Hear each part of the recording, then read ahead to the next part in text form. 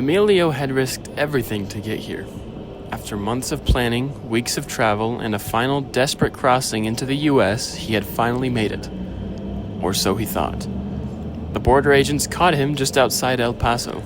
He expected to be detained, processed, and either released or deported, but instead of a standard holding facility, they took him to a place he'd never heard of.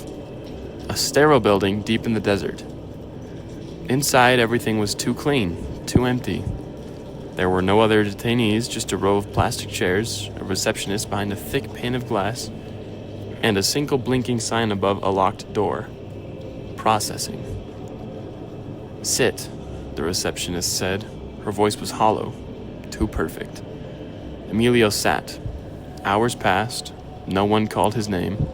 The receptionist never moved. His stomach growled. He checked his watch. It had stopped working. He asked the receptionist when he'd be processed. "Soon," she said. More time passed.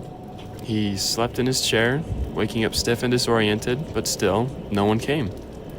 He wasn't alone anymore. Other people sat beside him now, silent, unmoving. Their clothes were different, old-fashioned, tattered, and wrong. A woman in a dust-covered dress, a man in a suit with a hat that looked decades out of style, and none of them blinked. His pulse quickened. "Excuse me," he whispered to the man beside him. "How long have you been waiting?" The man's lips moved slowly. "A long time." Panic crept up Emilio's spine. He bolted for the door, pounding on it. "Let me out. I have rights." The receptionist finally moved, tilting her head. "Processing is almost complete," she said. The sign above the door blinked. "Processing, 99%. Emilio turned to the other detainees. Their faces were changing, becoming indistinct, like faded photographs. The door creaked open.